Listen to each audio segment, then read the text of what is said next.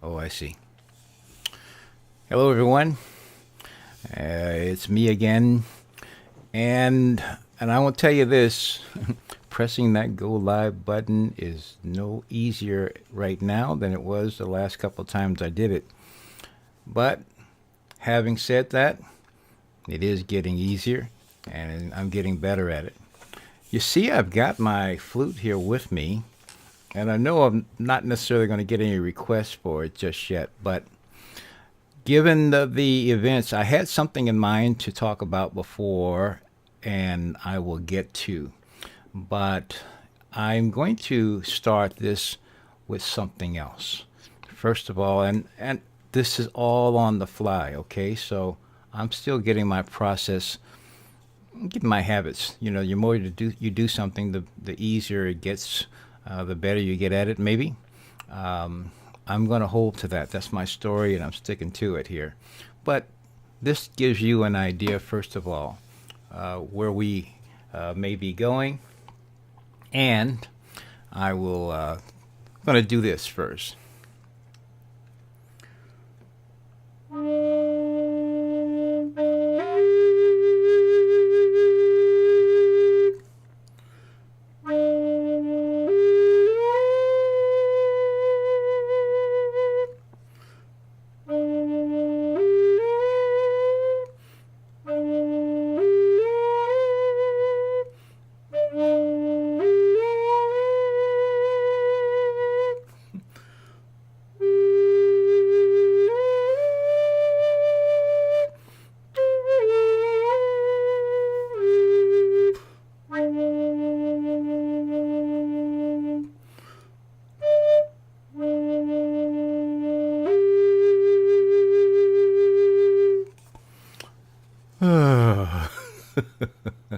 Okay.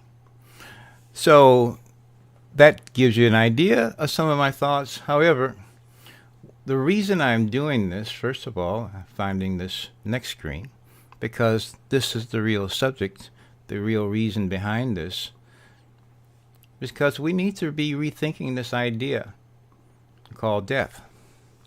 In fact, what if all of what we have thought about living and dying, so to speak, is, let's say, misunderstood? I don't even say wrong, but misunderstood. What if we got it? There's one way of interpreting, and maybe there's another way of interpretation. I will. This will be the thumbnail for my video when I'm finished with this. But that's where we'll go. The evidence is that, first of all, death is not an end that we think of. Death is certainly an end of the form. But is that a bad thing? In fact, I started rethinking this a long time ago. Now, the Queen had been around the sun some more times, a few more times than me. A lot of people have been around more than me. I'm not the oldest pencil in the tray, if you know what I mean.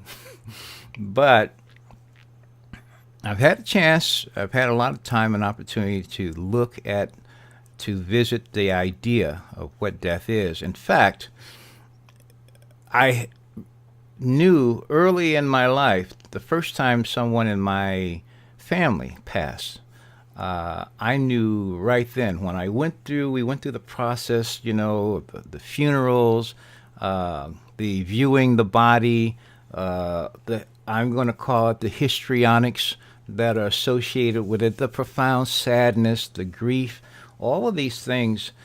And I'm looking at that, and the experience wasn't all that bad for me. I mean, I'm seeing and I'm an observer. This is as a kid. My Uncle Frank, my grandmother's brother, who was my favorite uncle at the time, and he passed, and I must have been, I don't know, 6 or 7 years of age.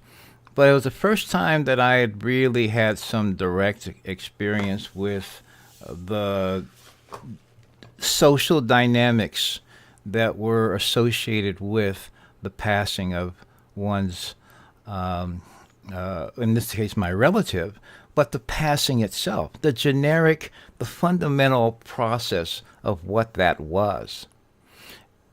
Because as I watched that process, I watched the people relate, I watched them react and the responses. I watched all of the pomp and the circumstance. I watched and observed the observing, the selecting of a casket and the funeral process, the viewing, and then the interment. And when it was all was said and done, it freaked the hell out of me. The idea of being dead as a kid was, oh my goodness. I was imagining myself in that box in the ground. So, and that was not a pleasant thought. And I realized even then, as a kid, well, gosh, if that's a door I've got to go through at some point in time, I better get over this feeling about what it is, because I tell you, it was an uncomfortable, a dreaded experience. And what we tend to do in our society is we tend to hold on to that idea.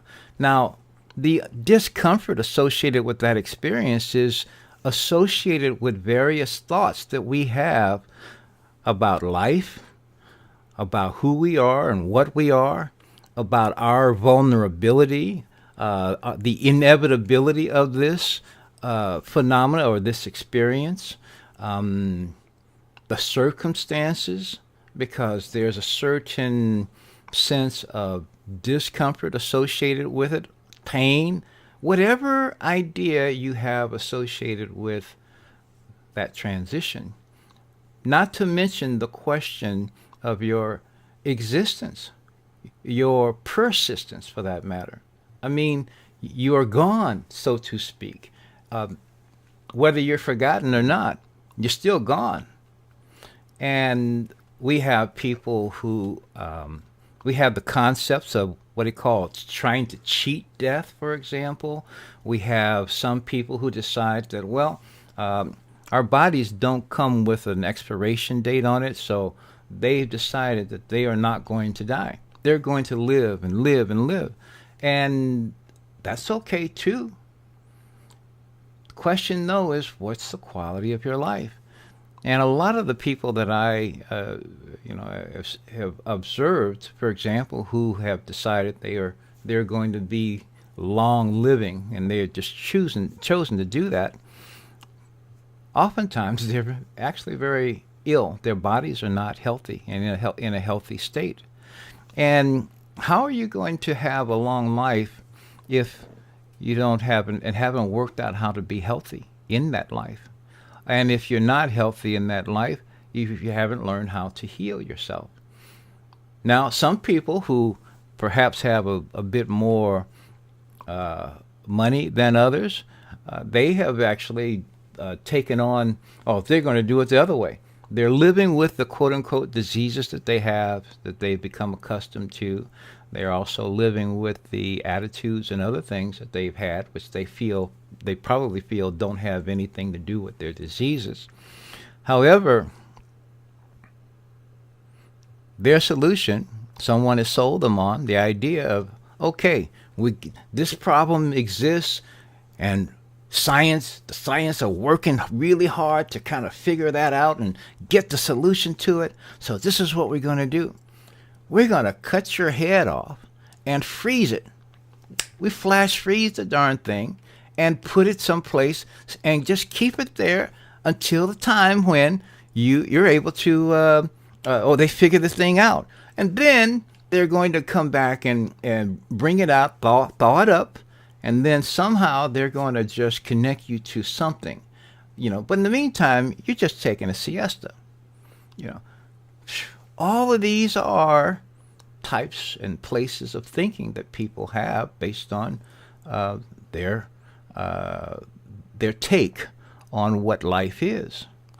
And, so So that kind of solution, if it actually seems like one to you, um, that's a pretty costly one for one thing. I just heard something about some story I was watching maybe a couple of weeks ago about someone in, um, I think they may be in Arizona, and they're like paying maybe $9,000 a year just to keep uh, a a head or something um, in a cryogenic chamber, or keeping it, in a state of readiness for this great solution to be taken care of. Now, of course, the electricity has to go all the time, and more importantly, enough money has to be present to pay that um, fee. The money goes. It doesn't matter how much electricity they have, it's likely going to go off. So it's an interesting situation. However, some of the things that I've learned over the time has, first of all, I started thinking about all this, because we've been led to believe that we have just one life. Have you heard anyone say that? You only live once? Um, well, a lot more people have probably heard people say you only live once than have heard it be discovered and understood that energy cannot be destroyed, that it can only change. It changes form. And not as many people have heard the idea that everything that exists is energy.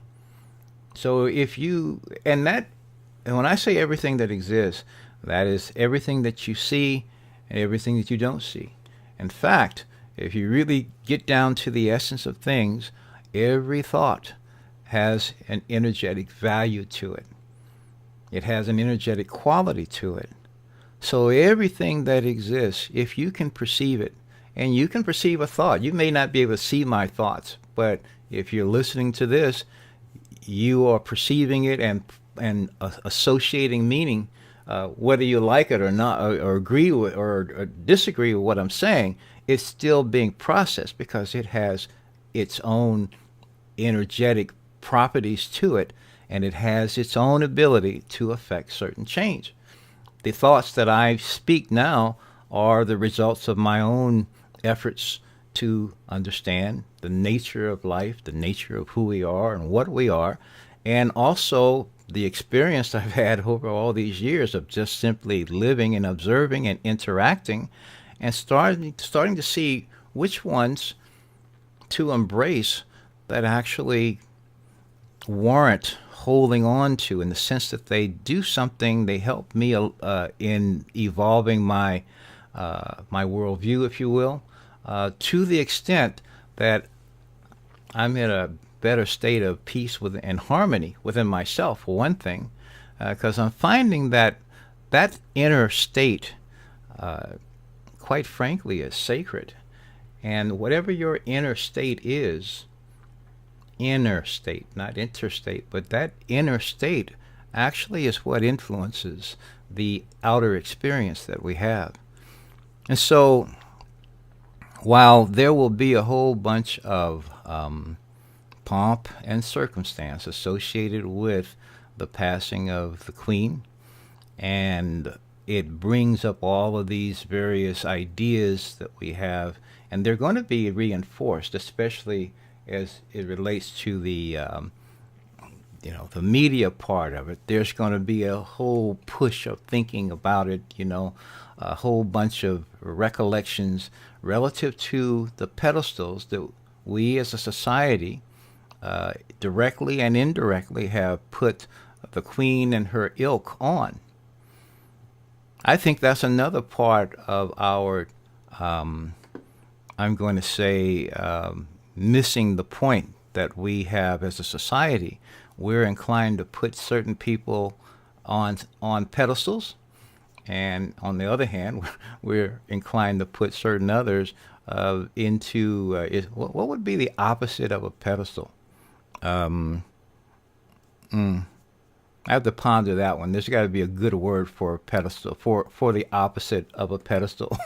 Okay, but the bottom line is that by doing that, by putting people on pedestals, in part because it's our habit to. I mean, the people in the lineage of the Queen, they've been on pedestals for some time. Just ask them. Okay, the people of other lineages, it's not just them, but when we come into a society and we see that, okay, this is the way these people are treated, and this is the way, and then, oh, and this is why they're, well, we just accept that. We just accept it without really even judging, well, what is there being put on a pedestal, and our cooperation with that and our continuation of that practice. What benefit is it bringing back to us? There's a point of I'll call it reciprocity that is appropriate for everything. There's, you can say what goes out comes back, and it will by nature do that. But when you have create a dynamic, whereas you've got a place where you're putting out, or your group is putting out, or whomever, and it's putting out to the benefit of someone who has no inclination to turn and return it, no gratitude, no sense of, again, reciprocity for the value that they are receiving, then you got an imbalance happening.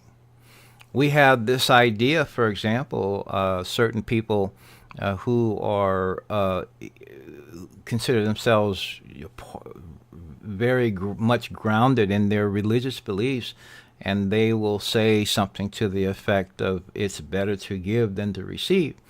And they will say it, and they even live it, to the point of, well, they just want to give.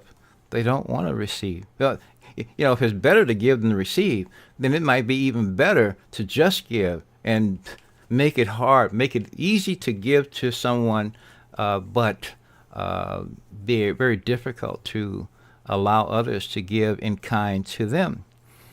And then, so what's wrong with that? That's supposed to be the way, right? That's supposed to be the way to get you to some place down the road, whether it's called heaven or some better place.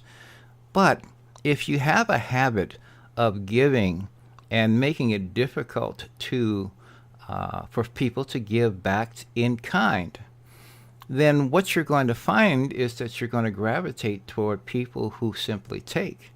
And then you're going to find that your giving does two things. First of all, it depletes you, so you find yourself in a place of need on a perpetual basis. And secondly, you find yourself, the giving that you do receive from others is, well, you're not receiving the giving from others, so you're interacting more with takers, people who find a giver and then let them just give without reciprocity. So your giving to a taker is done without gratitude. It becomes unfulfilling giving. And so therefore, we have an imbalance that we create.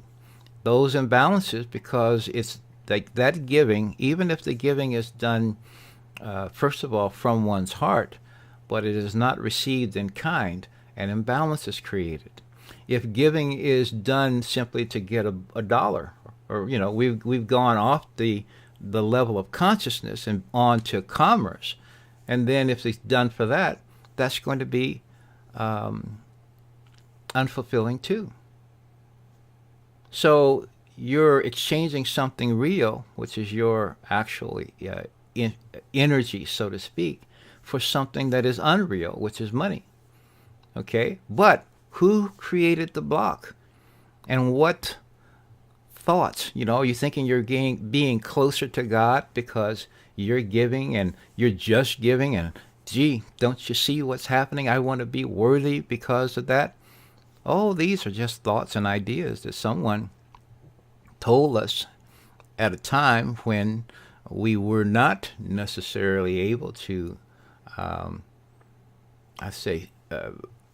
parse these ideas out, or I shouldn't say weren't able to. I'd say more so weren't inclined to, because our social structure is such that it doesn't really support introspection. It doesn't support self confirmation. So, and what is self confirmation? It's a matter of taking information in and essentially vetting it logically within yourself. Does this make sense to you? And can you see some other ways of corroboration that doesn't necessarily involve simply what someone has told you? If you seek it, you'll find it. But most people don't seek it, and our social structures as it is right now, our social dynamics, don't really support independent inner journeying, I'll say, for lack of a better word. Certainly not. It's not that it is dis dissuaded or that is discouraged. It's not that at all. The point basically that there's just so much information that is being pushed out there, and if you're not clearly deciding and determining that you want to know the truth about things, you won't necessarily find the truth by looking for it right off and simply getting it. You're going to look for a number of things. You're going to be looking at the whole of a matter. You're going to be looking at all sides that you can find, and then you're going to weigh those things. And you're also going to do another thing, and that is get quiet within yourself and shut out all other inputs in that regard, and then listen. And listen for what your heart tells you is right and what's best. And the next part is being willing to follow that, because that's your guidance. And that is something that, again, our society is not, you got people talking real fast, and then you got people saying, well, I'm an expert in this, and I know more about this than you do. And yet, you need to ask them, what solutions have you come up with? What have I gotten from listening and for listening to what you've said, for putting you on a pedestal so that you can look down on us and we can be acting as though you've got the answers to everything? What problems of mine have your advice solved? Or does it solve? If they can't offer you any cogent answers to that question, then it's really unwise to follow their advice. But you got to be at that place of having put some effort out to knowing yourself. That's the thing that, frankly, we put our children into school systems here. This is the beginning of the school year. And quite frankly, these are not education systems. These are entrainment systems.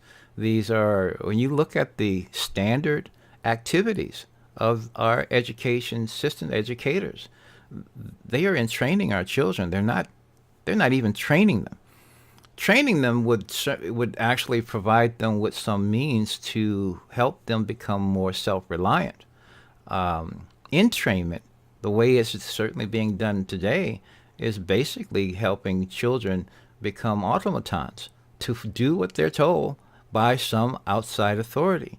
They're not exercising even a sense of their own abilities, and they're not really exercising their own sense of worth, their self-worth. We have children that are being told to do certain things. Their light is being stepped on as much as anything else. And by whom? By people who have already had their lives dimmed beyond intelligence. And so when we're acting intelligently, when a human being is acting intelligently, they are acting lovingly, they are acting with courage, they're seeking truth. There's a statement I found Where do I have it here? Um, let's see here. Here it is. And if I do that a big time, here we go. It's easy to find. I looked it up. The search words were lack of knowledge, and this is as my people are destroyed for lack of knowledge, because thou hadst rejected knowledge, I will also reject thee, that thou shalt be no priest to me. Seeing thou hast forgotten the law of thy God, I will also forget thy children. Boy, does that sound harsh? However, it's not. It's just a simple fact. And again, I am not coming from a religious point whatsoever, but many people are. And I can't say I'm not coming from one because I grew up in one. So these phrases and these ideas and thoughts have been a part of my life for a long, long time and more. So I'm not here to talk down on this at all whatsoever, but I can analyze it from a different point of view. For example, to say my people are destroyed for lack of knowledge, from where I sit today, I would rewrite this to say my people destroy themselves for lack of knowledge. And lack of knowledge of what? Of themselves. Now, what does that mean? To have knowledge of self also means to know your connection with everyone and everything. Your connection to source, your connection to everything. We are connected, we are interconnected. So if you're destroying, and so to say my people are destroyed, that's a passive term, as though there's someone saying, okay, you don't have knowledge, you're dumb or whatever it is, and therefore you get destroyed because of that. Well, in some respects. However, the lack of knowledge of self also means the lack of knowledge of one's power, for one thing. Your power, you are using your power to create whatever issues that you have. You're responsible for them, as I am responsible for mine. And if you think, as others have told you, people who profit from your following them, even though they don't solve any problems, most of the people who are profiting and telling you about the next problem to get ready for, they've got a financial interest in your following their advice. They're not telling you about ways to mitigate the problem. They're not telling you about ways to actually solve the problems you already have. They're telling you about some new problem that they're going to layer on to the ones you already have that you haven't solved either, nor have they. They require you to be blind to your own activities that have helped create and or perpetuate, if not exacerbate, problems that you already have. We have people in our society today, there is no, well, first of all, there is a clear way to see, there are quick ways to see health and the lack thereof. There are indicators, and yet we are trained to go to someone whose financial position depends on you continuing to come back to them for something else. And at the same time, they, with the way they are trained, they don't know actually how physiology works, and we know even less based on our education. And it's also, they don't know how physiology works, biophysics, biochemistry, by their education that they paid a whole bunch of money for. But they go through that entire system not really knowing the fundamentals of how to maintain and or restore health.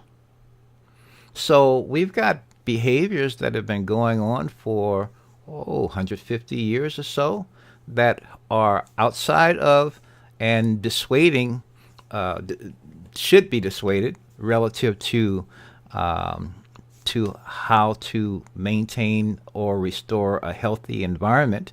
We're talking outside of the body as well as inside. But none of those are being questioned. And the abysmal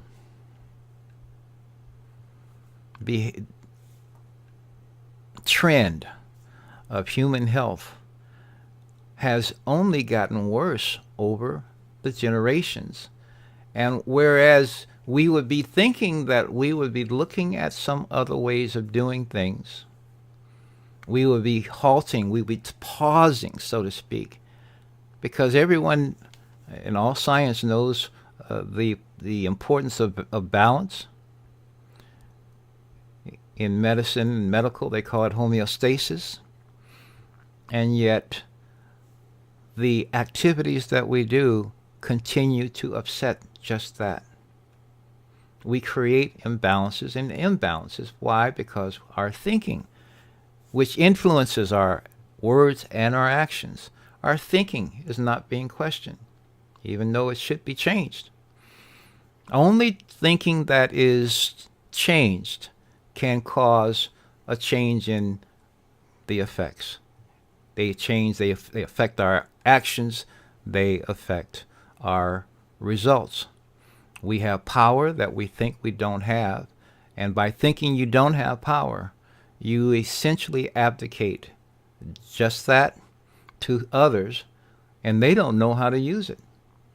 So they abuse not only their own power, but they abuse yours when you give it to them. I say these things, first of all, because, one, they're true, and secondly, because once we embrace it ourselves and accept it as a truth, then now, what do you want to do? Now is here, and here is now. The change can begin anytime you decide to.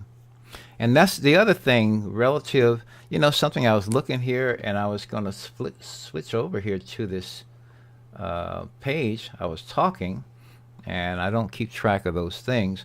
I talked about and saying, my people are destroyed for lack of knowledge. Well, there it is there from Hosea 4 and 6, 4th chapter, 6th verse. Another way of saying that, though, is my people destroy themselves for lack of truth. If you're not looking for truth, then whatever you embrace, even if it is not true, it will appear and it will become apparent as a truth until you do seek truth. Now, I used to think that truth was something that was universal in the sense that everyone was going to see it. There are some truths that are like that even if you don't see it, it's still there.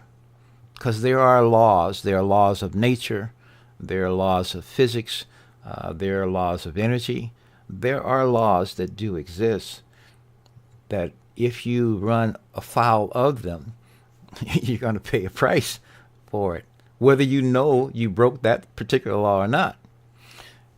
Now, relative to truth, though, truth is something that has an impact on the individual that seeks it. And once they find it and live by whatever that is, it will actually start to counteract the effects of the untruths that they have already embraced and they've been living by because they had become blind to.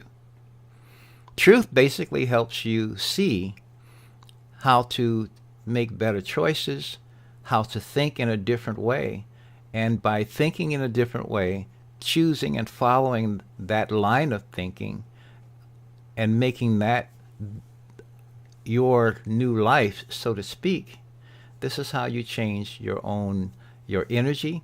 It changes your vibration. It changes your experience. And this is irrespective of what anyone else does. That truth is not a function of consensus or agreement with anyone else, because it comes from an inner, not only an inner guide, but an inner factor, the factor that connects you to everything and everyone in all of creation. We exist. Whatever your beliefs are, or my beliefs for that matter, about God, about Satan, about any of those ideas, for one thing that we probably can agree on is that we exist. And it turns out that each one, it's a fascinating thing about life, is that each individual, from where they are, is experiencing their life as though they are the center of their experience. And in truth, they are. I asked someone once, I said, well, they talk about the universe is, 13 billion light years across, and it's been this, that, and the other. And I asked them, I said, well, does it have a center? They talk about the Big Bang. Well, if there really was a Big Bang, where's the center? Where is it? Where's the expansion that they are talking about coming from? They can't find or perceive a center. Maybe there never was one. Maybe there was never a bang, so to speak. There are things that even in our science growing up, they would say something to the effect that the human body is it's a sack of biological processes. This is all it is. And essentially, that's all life is, if you listen to these people. And as a kid, you don't have a choice. These folks are grading you. They're grading you on how well you took that information in and made it gospel, and now you're living by it. But the thing that was missing in that was consciousness, was intention, was vision. And I'm going to say this, we're all adults, right?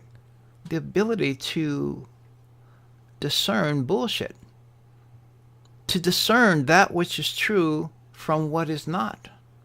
And what is true? True are those ideas, those thoughts, those ways of perceiving things that actually take you to, I'm going to say, even a greater quality of life experience. I was going to say a higher place, but then we get in that hierarchical thinking. I'm just going to say a more wonderful place, a more wonderful experience. If you feel in pain right now for something that you have done as a habit or been, it's not punishment. It's simply a result of something you've done or thought, an action you've taken. It can all be healed. And the healing can come from within or through within. It doesn't mean that you throw out everything that you've learned. But some things it is wise to throw out. Some positions, certainly of confidence within yourself, your trust, not only within yourself, but the trust of people around you, reciprocity, the idea of giving in kind as well as receiving in kind. If you give out of your kindness, be gracious enough to know and discern when someone is giving back, when life is giving back to you. These things we have basically taken out. We've presumed that if you throw some money at it, that will suffice. And there I go again. I want to now get off of that. Just do this. And I can do this too. This is kind of cool. I like that. If you have money, that's okay. There's nothing good or bad about it. It's taking people off pedestals, not putting people on, but putting yourself on a plane with each other and everyone. Because if you didn't exist, they wouldn't exist. You are as important to the smooth running of whatever this thing is as anyone.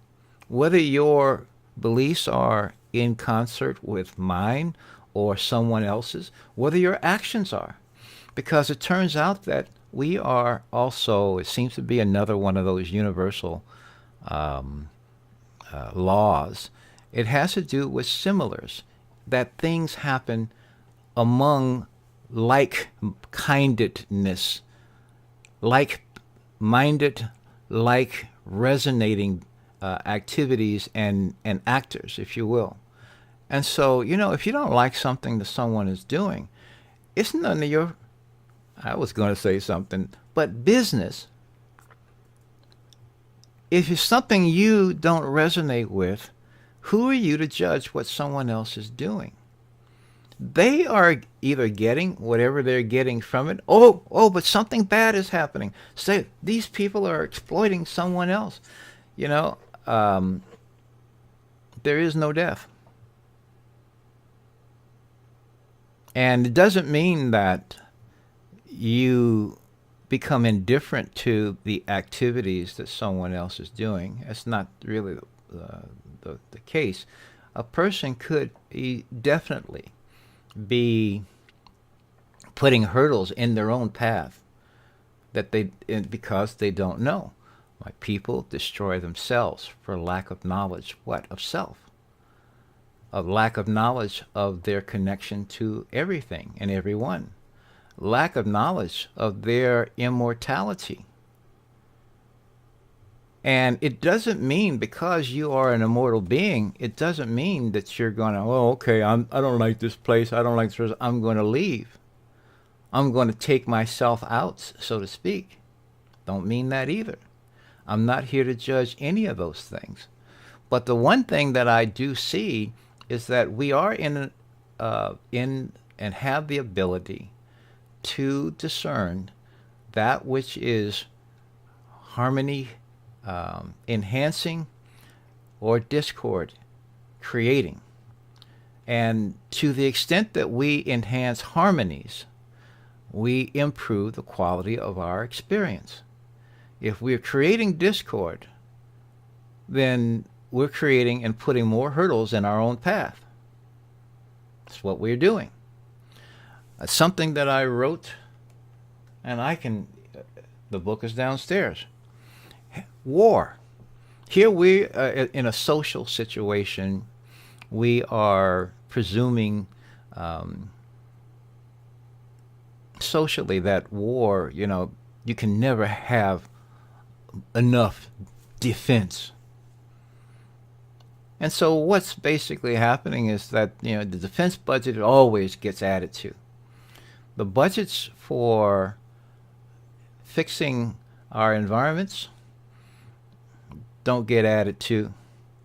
The budgets, for that matter, for preserving the value of our currencies, to politicizing our currencies themselves. Currency, money, is absolutely politicized, and politics is not Democrat or Republican. It is both Democrats and Republicans. That is the politicizing of the political thing, to the extent that there's some folks who basically influence and control both of those particular corners. It's to the extent that ideas that are actually useful and helpful to everyone, and I mean totally everyone and everything, to all of humanity, why does that have to be limited to come from a particular political party when their concern is basically their political kind, to the opposition of other political kinds? In the U.S., there are 330 some odd million people, and we have been conditioned down. We've been distilled down from a political standpoint, from a social, operational standpoint, to presuming that our aims, the things, the initiatives that benefit the entire country can be expressed and only expressed through people from one of two parties. You got 330 some odd million people, and politically, they are only to be betting on one or the other. And we go back and forth every election term, and just only on one of the two. And the one of the two, you got people, for example, that are simply focusing, for example, on January 6, 2020. Now, January 6, 2020 happened. It's done. It's past. But these folks are still talking about that. They are focused on that. And they're also focused on, as far as the opposition, on one individual, forgetting anyone else. And in the meantime, there's no true government. There's no true representation of 330 million people. There's no real representation. There's exploitation, absolutely. There's no real representation. There's no service, except the people who are making those. They're not even laws. They're flaws. It's what they are. They're flaw makers is what they're doing. You got essentially one individual mouthpiece that is saying various things that he probably has heard or rehearsed. Someone has told him to say. He's writing edicts, and you don't know until someone gets up and tells you this is the problem or that's the problem.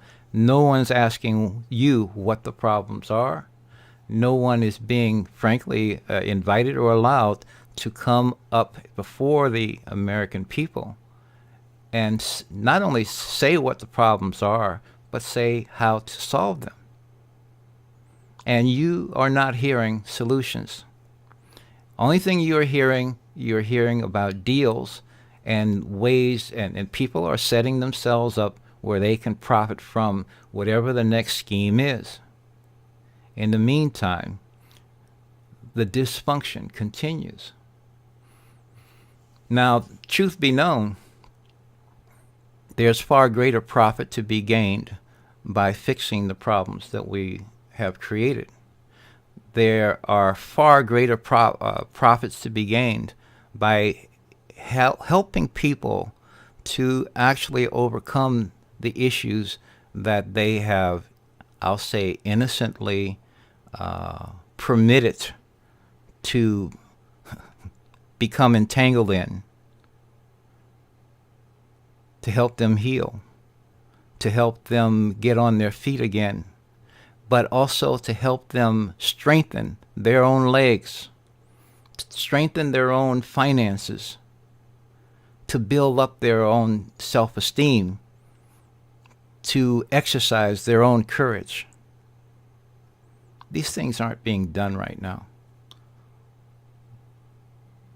unless people decide themselves to do it.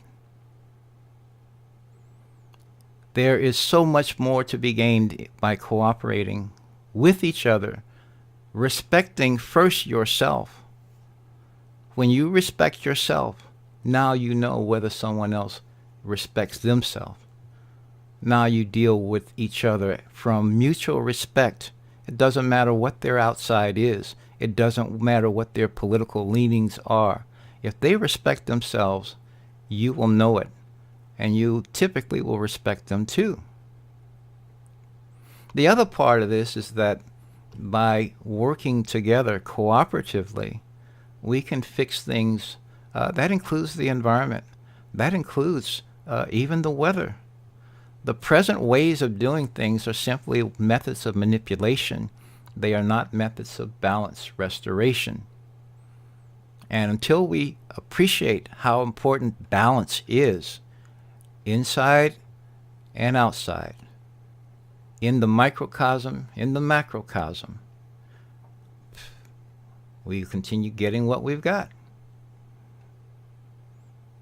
So those are things that have come up, gee, just on the idea and talking about death that doesn't exist.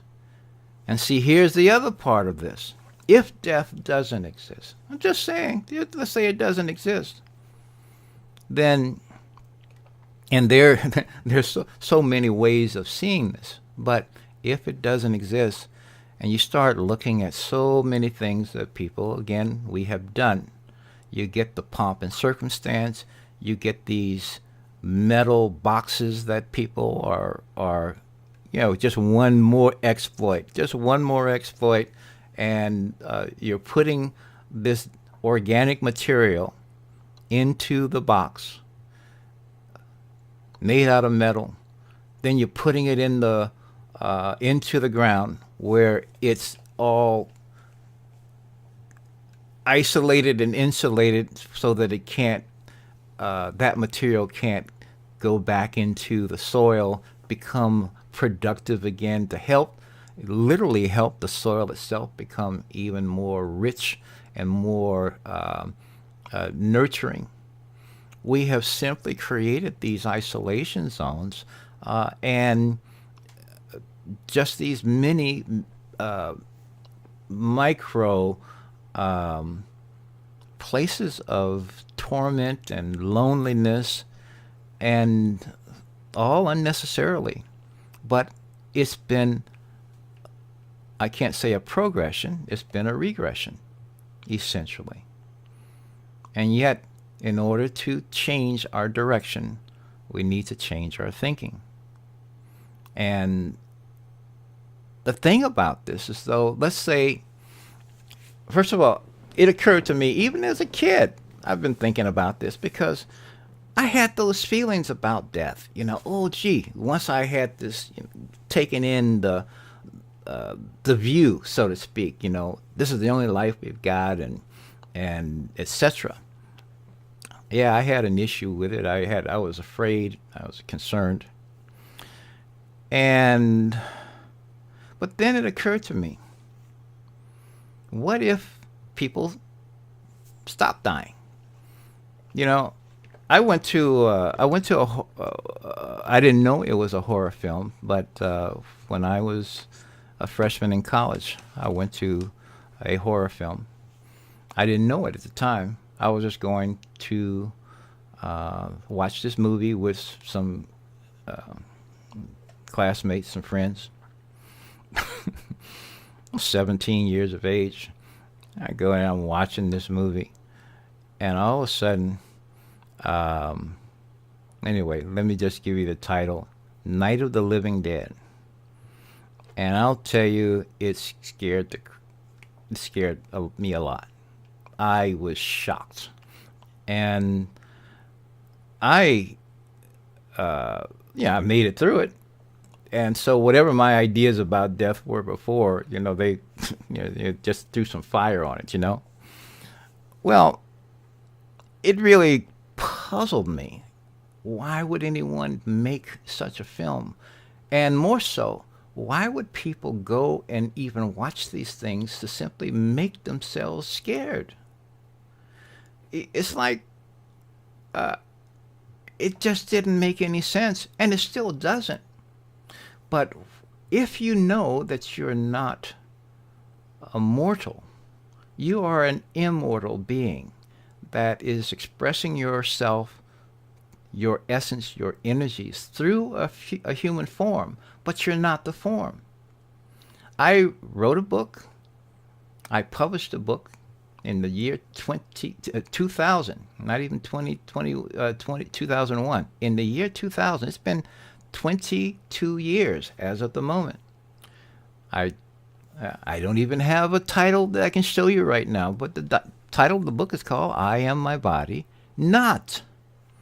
And I wrote that book, and as I tell people, I basically received the book. It was like dictation to me from my own heart, if you will, from my muse, from some part of who I and what I am. And we are much, much more than we have been led to think we are. So that book, what became that book, came out. And since I didn't even know where it was going at the time, the I want to say the upshot of the book, the punchline, had to do because it explained the human body in a way that you can present to any child. And it would foster an appreciation. It would foster that reciprocity, a spirit of a quality of thinking. And in addition to that, though, it got to a point, the punchline, which had to do with the end of the body. My body is a vehicle by and through which I enjoy, or at least have my journey while here on earth, but it is not me. And one day my body will cease to function. To function, it will cease to function for whatever the reasons, thus ending my stay on earth, but not my existence, because I am my body. Not. That was a punchline. And you know something? I had no idea while I was writing it until I got to that. I literally heard that book, those thoughts, in a flow, just like anyone else that was reading it. And I want to tell you, when I got to that last point, a level of stress dissipated. A level of concern went away. It was amazing. And it's fascinating to do today, 20 some odd years later, because at that time I certainly wasn't a promoter. You might say I was a giver who didn't receive well enough, I guess, because I didn't promote my stuff. Today I still have 800 copies, somewhere thereabouts, of the original printing of that book, still in crates that I've slept around for 20 years in my life here. And so I am, some future time here, in future these podcasts, I'll have a place where you can buy them. I'd be happy to sign them for you. And the 1995 that I was charging, or would charge 20 years ago, I'm changing today. I will ask you if you care to give me some feedback on things I'm talking about and the value, because I'm thinking right now about $100. I'll sign them, I'll send them to you, and everyone. That's what I'm thinking. Yeah, you got some other thoughts. I think that's fair for one thing. But I imagine how the world, not how the world can change, but how we can change the world, because each one has a role to play in changing the world. We have become accustomed to thinking that what we do, or the change that we make, is not significant enough to really matter. And that is another point of incorrect thinking. What you do or don't do does matter. What I do or don't do does matter. But it's what you be, what you allow yourself to become, is all important. Being the person that you wish showed up when you were in a time of need, you need to be that person now. Be the person who you wish would tell you the truth. If they knew it, that would help you. You need to be that person. There are so many things that I have learned that our society has not shown that it values. Not only that it hasn't valued, they've taken active steps to either dismiss it or in some kind of way hide it and push it away. Yet, it's truth that will help people set themselves free. So I'm not claiming to know all things. I don't. No one does. And now that's the fascinating thing, when people are acting as though because they are an expert in a problem that they are in any way qualified to try to push their solution on everyone on the planet. What kind of delusion is that? On the other hand, just because people who are making a whole bunch of money by pushing that idea appear to be succeeding, don't mean it's right. And on the other hand, we gain by exercising courage and a few other ideas, a few other states of consciousness that are really, really important. But when you follow the advice of, when you follow advice that is not true, you're functioning less than a state of courage. And that's where the talking about, when I say that instead of saying people are destroyed for lack of knowledge, or you could say even lack of truth, you can even say of lack of courage. The point is, they destroy themselves from lack of those things. And everything that occurs to anyone is a function of where they're coming from in consciousness. So I think I've said enough. I was going to talk a bit about drip, and I'm not going to. It looks like I've spoken for an hour, and this time I didn't have you wait 15 minutes before I got on, and so I'm going to let it be. I'm going to update the information on here. I have a website that I need to and will be populating, and I'm still determining how often I do this. I feel this is a lot simpler than getting in front of the camera, as I have been accustomed to doing, and then editing everything, and then all the time it takes to do that. Just turn this thing on and start talking, and then click finish, and it's done. So I may do some combination of those things, but this is what I have to say from the point of someone who has spent some time to discover, learn, to appreciate the nature of the self, of who we are and what we are. And there's so much to discover, and these are things that you can use each day to change your life. And this is not something that is just discovered. Some of the things, when I talk about Emile Couillet, I did do a video on that. I call it Hooray for Couillet. And I've come up with some other phrases. That's the cool thing about this, is that life is a continuum. We're continuing to learn more and more about our own nature. And when we're doing that, the objective is to improve the quality of experience, not just for the individual, but for everyone. You know, when it gets down to your only focus is for something called money or for stuff, you know, our entire society now is focused on either getting stuff or getting money, or stuff, that things that can be done with money, thinking you only can get things unless that happens.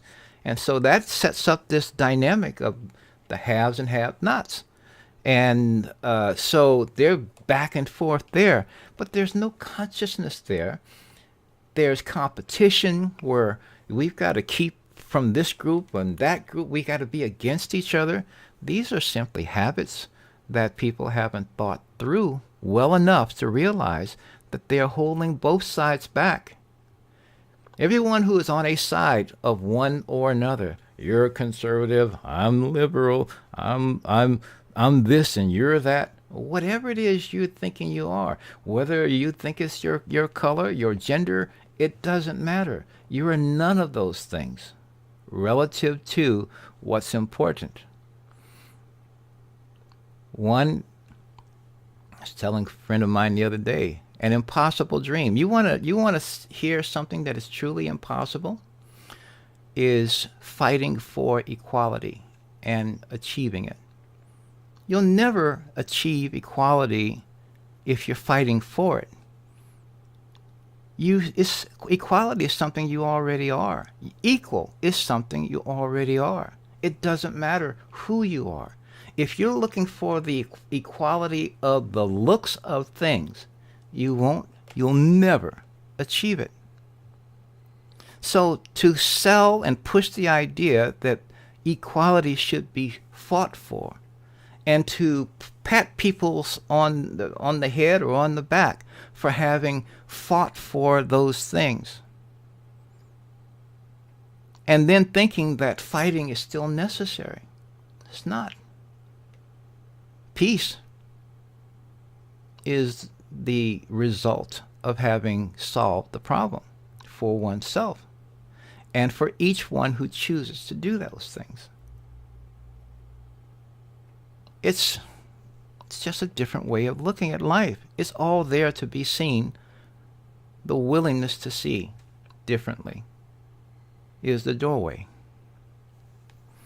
So, with all that said, thank you. I will jump off, and we'll let this be what it's going to be.